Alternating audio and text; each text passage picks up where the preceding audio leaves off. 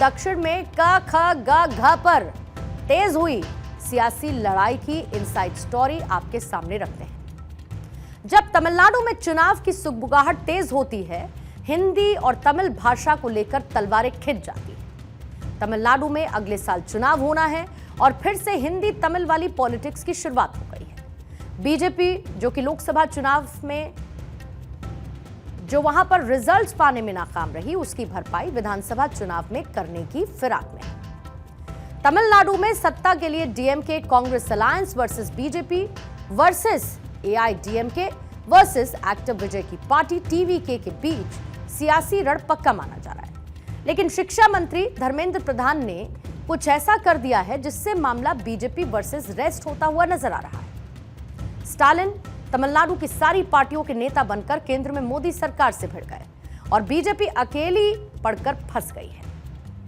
दरअसल बीजेपी की कोशिश रही कि गैर हिंदी भाषी राज्यों में हिंदी को बढ़ाकर जनाधार को मजबूत किया जाए, लेकिन स्टालिन के हिंदी विरोध से तमिलनाडु में बीजेपी की दाल नहीं गल पा रही है। आइए आपको एक तस्वीर दिखाते हैं। तमिल भाषा के समर्थन में कैसे सड़क को ही ब्लैक बोर्ड बना दिया गया और चौक से पूरी सड़क को सफेद कर दिया गया है। आयपक्कम हाउसिंग बोर्ड के लोगों ने अपने घरों के सामने कोलम यानी कि रंगोली बनाकर विरोध जताया और इन कोलम में तमिल भाषा का स्वागत है और हिंदी थोपना बंद करो जैसे संदेश लिखे थे। बुधवार को यह विरोध तमिल समर्थकों ने तब जताया जब धर्मेंद्र प्रधान और स्टालिन के बीच बयानबाजी देखने को मिली। दरअसल यह पूरा मामला तमिलनाडु में हिंदी भाषा को लेकर चल रहे विवाद से जुड़ा है। एक तरफ उदयनिधि स्टालिन, जिन्होंने मंगलवार को यह कहा था कि हिंदी ने कई उत्तर भारतीय भाषाओं को नष्ट कर दिया है। उन्होंने ये चेतावनी दी कि अगर तमिलनाडु में हिंदी को थोपा गया तो तमिल भाषा का भी यही हश्र होगा। பல மாநிலங்கள் இன்றைக்கு தங்களுடைய தாய்மொழியை இழந்து நிற்கிறதை நாம பார்த்துக்கிட்டு இருக்கிறோம். உதாரணத்திற்கு பீகார் மாநிலத்திற்கு பிகாரி, ஹரியானாவுடைய தாய்மொழி ஹரியான்வி, உத்தரப்பிரதேசத்துடைய தாய்மொழி போஜ்புரி, இந்த மொழிகள் எல்லாம் இன்னைக்கு கிட்டத்தட்ட அழிஞ்சு போயிருக்கு. இதற்கு காரணம் அங்கெல்லாம் हिंदी நுழைந்ததுதான்। दरअसल मोदी सरकार की तरफ से न्यू एजुकेशन पॉलिसी 2020 में बनाई गई।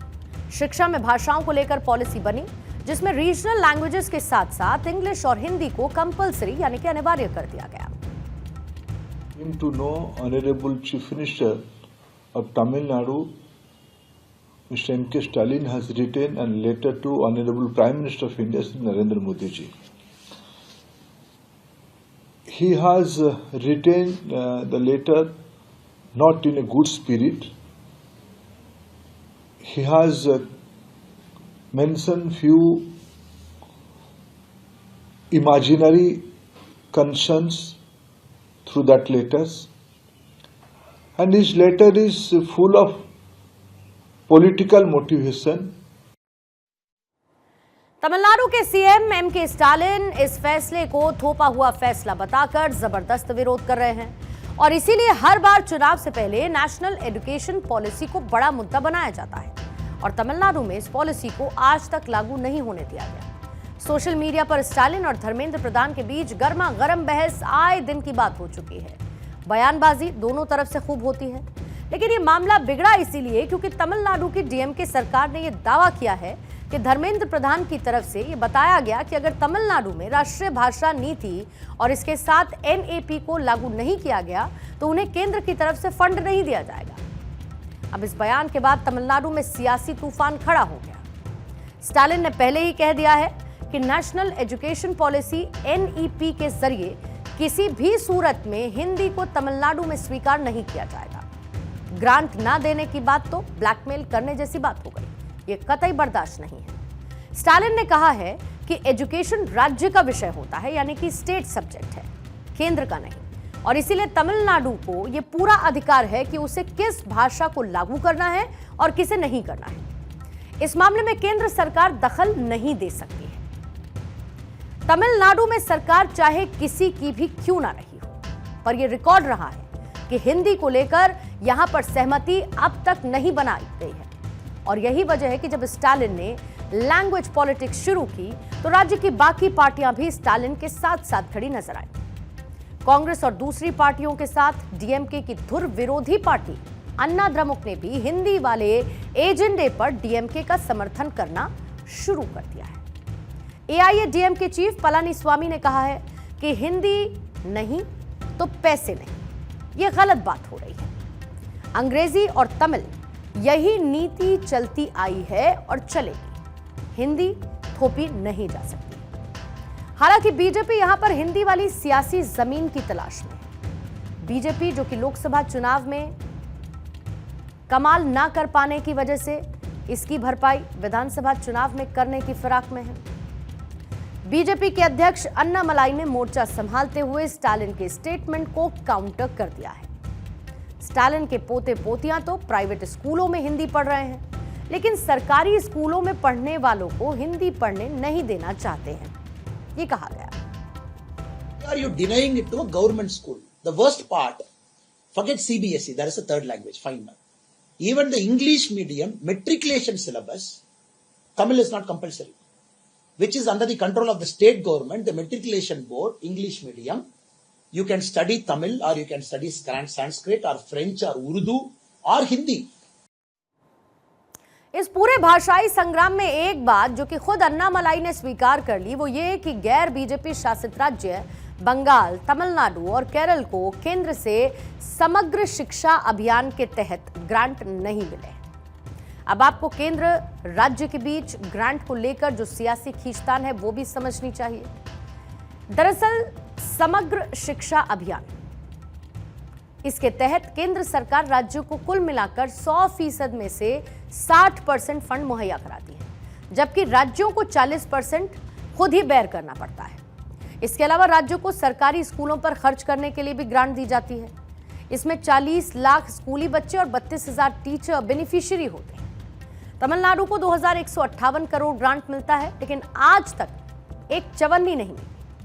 राइट टू एजुकेशन के तहत तमिलनाडु अपनी तरफ से 400 करोड़ रुपए खर्च कर रहा है। तमिलनाडु के टीचर्स की सैलरी पर सालाना 920 करोड़ रुपए खर्च होता है। तमिलनाडु के शिक्षा मंत्री ए महेश ये दावा कर रहे हैं कि 20 राज्यों को केंद्र ने पैसे दे दिए हैं, लेकिन तमिलनाडु को फंड नहीं मिलता है।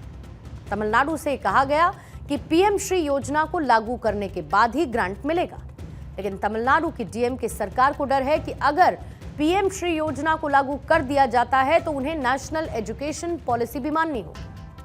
3 भाषाओं की पॉलिसी में हिंदी को भी लागू करना होगा।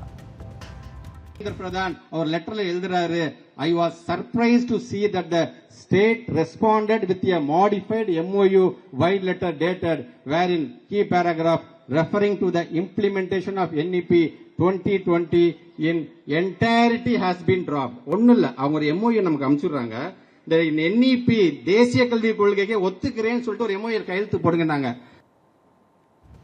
पीएम श्री योजना शिक्षा मंत्रालय की एक योजना है और इसी योजना के तहत प्राथमिक और माध्यमिक स्तर के स्कूलों में बेहतर शिक्षा की व्यवस्था की जाती है और इसी योजना के जरिए स्कूलों में नए फर्नीचर्स, खेलने का सामान, लेबोरेटरीज, कंप्यूटर लैब्स और स्मार्ट क्लासरूम की व्यवस्था की जाती है। हिंदी तो छोड़िए, संस्कृत भी डीएमके सरकार को मंजूर नहीं है। आपको याद होगा, संसद में बोलते हुए डीएमके के दिग्गज नेता दयानिधि मारन ने यहां तक कह दिया था कि संस्कृत पर खर्च टैक्सपेयर के पैसे की बर्बादी के अलावा कुछ नहीं।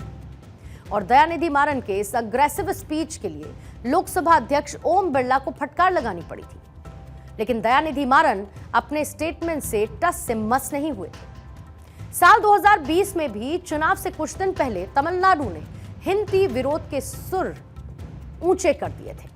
तब नई शिक्षा नीति में 3 भाषा फॉर्मूले को लेकर चर्चाएं शुरू हुई थी।